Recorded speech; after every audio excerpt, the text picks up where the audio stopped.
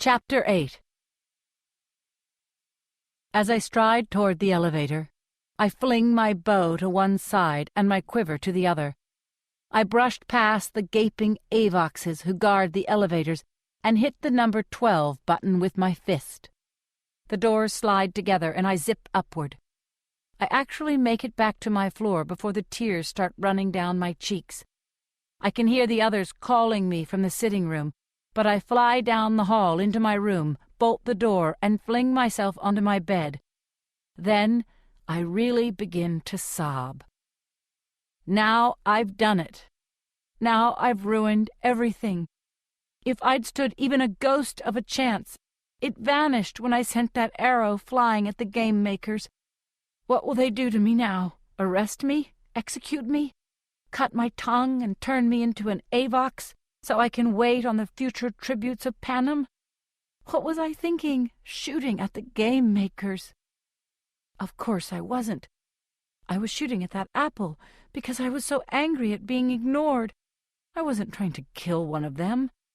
If I were, they'd be dead. Oh, what does it matter? It's not like I was going to win the games anyway. Who cares what they do to me?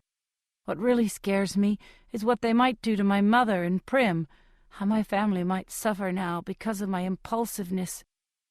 Will they take their few belongings, or send my mother to prison and Prim to the community home, or kill them?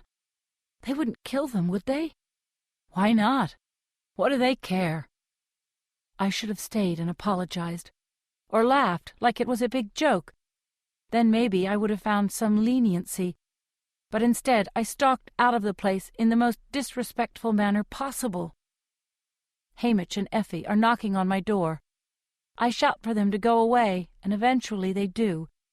It takes at least an hour for me to cry myself out.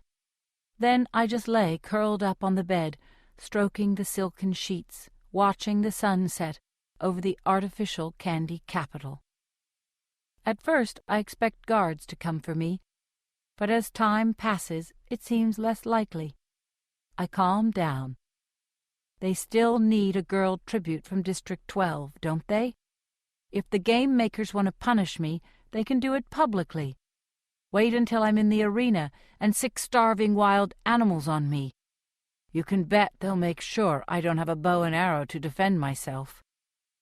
Before that, though, they'll give me a score so low no one in their right mind would sponsor me. That's what will happen tonight. Since the training isn't open to viewers, the game makers announce a score for each player. It gives the audience a starting place for the betting that will continue throughout the games.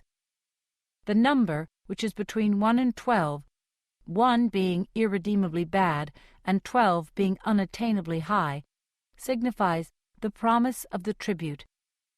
The mark is not a guarantee of which person will win. It's only an indication of the potential a tribute showed in training. Often, because of the variables in the actual arena, high-scoring tributes go down almost immediately. And a few years ago, the boy who won the games only received a 3. Still, the scores can help or hurt an individual tribute in terms of sponsorship. I had been hoping my shooting skills might get me a 6 or a 7, even if I'm not particularly powerful. Now I'm sure I'll have the lowest score of the 24.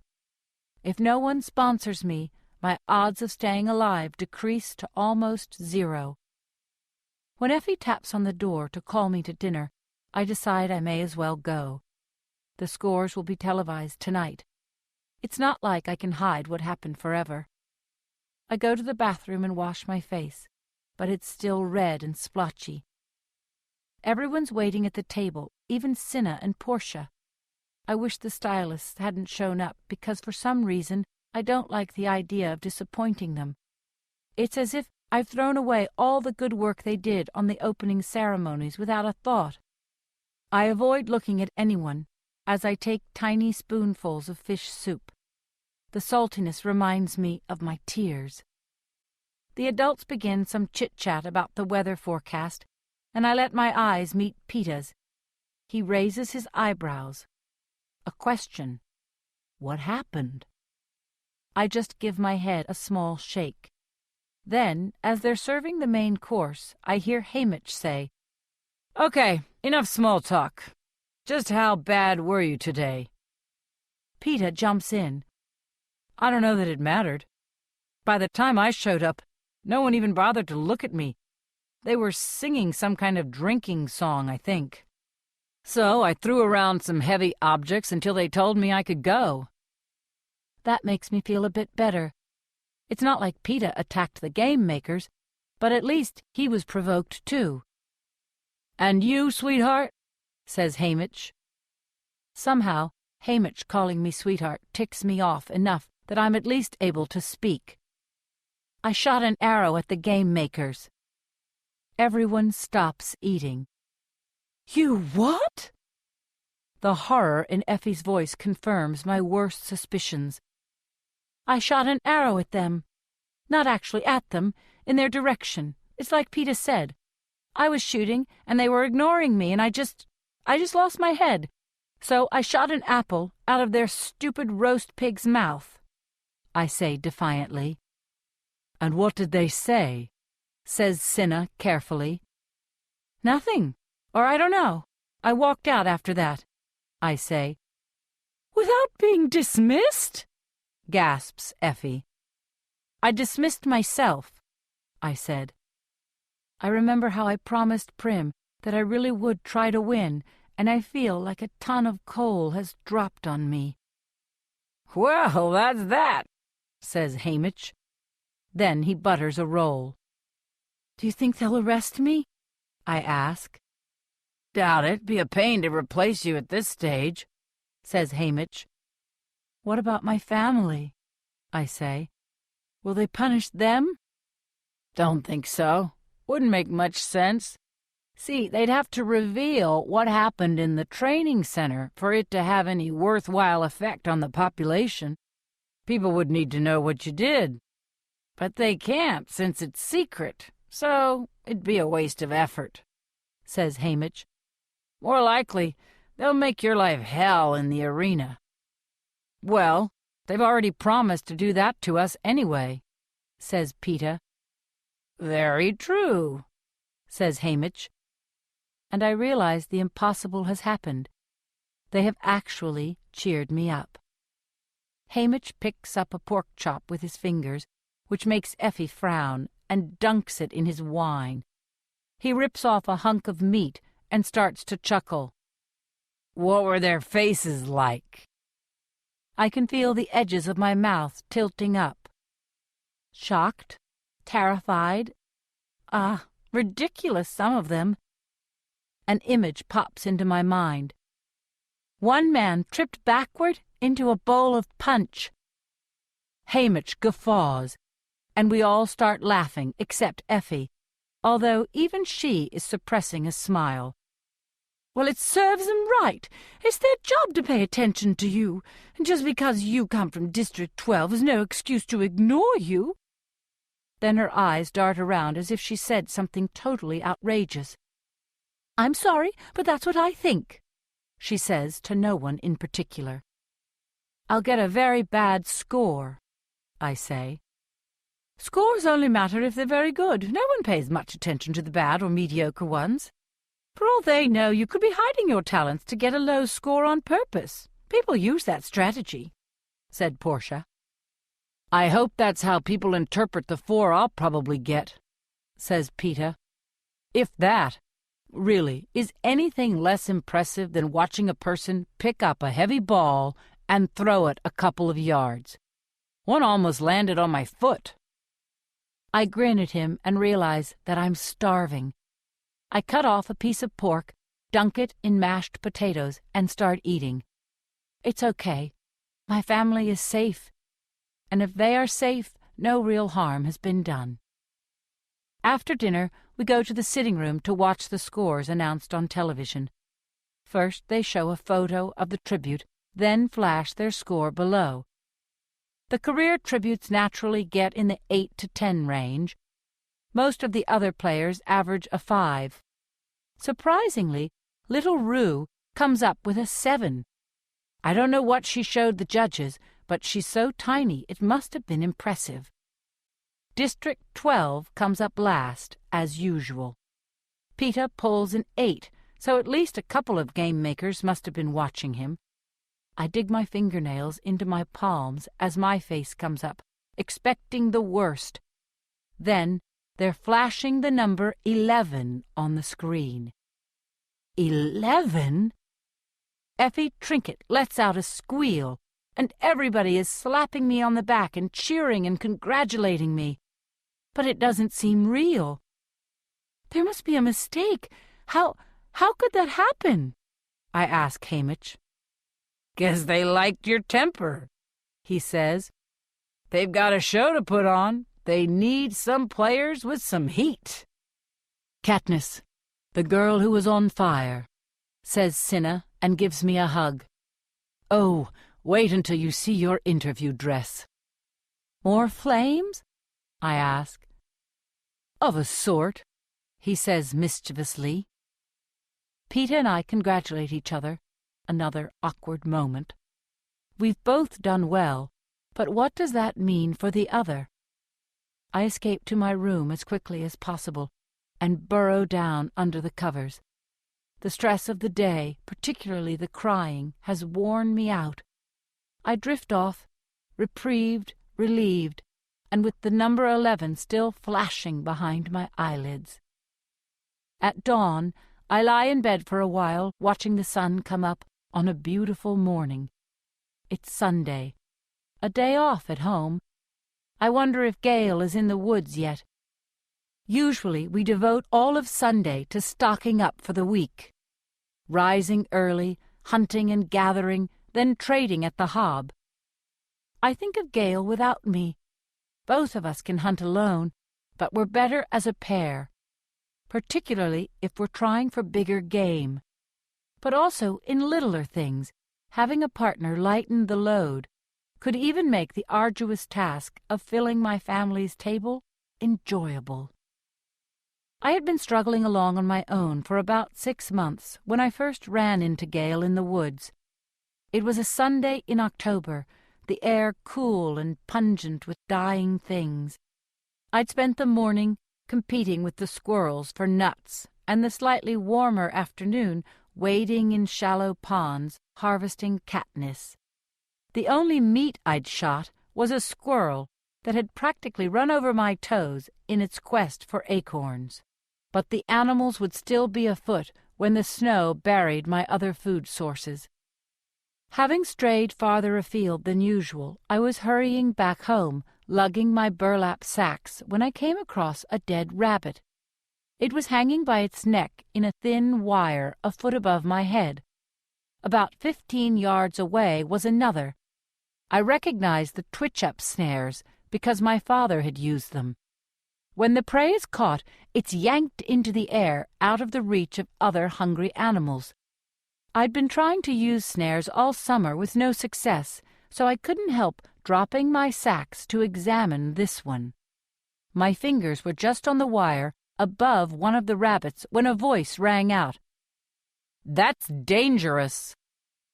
I jumped back several feet as Gale materialized from behind a tree. He must have been watching me the whole time. He was only 14, but he cleared 6 feet and was as good as an adult to me. I'd seen him around the seam and at school, and one other time. He'd lost his father in the same blast that killed mine. In January, I'd stood by while he received his Medal of Valor in the Justice Building, another oldest child with no father. I remembered his 2 little brothers clutching his mother, a woman whose swollen belly announced she was just days away from giving birth. "What's your name?" he said, coming over and disengaging the rabbit from the snare. He had another 3 hanging from his belt. "Katniss?" I said, barely audible.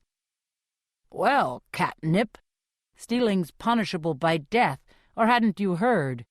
he said. "Katniss," I said louder. "And I wasn't stealing. I just wanted to look at your snare. Mine never catch anything." He scowled at me, not convinced. "So where'd you get the squirrel?" "I shot it." I pulled my bow off my shoulder. I was still using the small version my father had made me, but I'd been practicing with the full-size one when I could. I was hoping that by spring I might be able to bring down some bigger game. Gale's eyes fastened on the bow. "Can I see that?" I handed it over. "Just remember, stealing's punishable by death." That was the first time I ever saw him smile. It transformed him from someone menacing to someone you wished you knew. But it took several months before I returned that smile.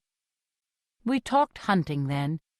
I told him I might be able to get him a bow if he had something to trade. Not food. I wanted knowledge. I wanted to set my own snares that caught a belt of fat rabbits in one day. He agreed something might be worked out. As the seasons went by, we grudgingly began to share our knowledge, our weapons, our secret places that were thick with wild plums or turkeys. He taught me snares and fishing. I showed him what plants to eat and eventually gave him one of our precious bows. And then one day, without either of us saying it, we became a team, dividing the work and the spoils, making sure that both our families had food. Gale gave me a sense of security I'd lacked since my father's death. His companionship replaced the long, solitary hours in the woods. I became a much better hunter when I didn't have to look over my shoulder constantly, when someone was watching my back. But he turned into so much more than a hunting partner. He became my confidant, someone with whom I could share thoughts I could never voice inside the fence. In exchange, he trusted me with his. Being out in the woods with Gale, sometimes I was actually happy. I call him my friend, but in the last year it seemed too casual a word for what Gale is to me. A pang of longing shoots through my chest. If only he was with me now. But of course, I don't want that.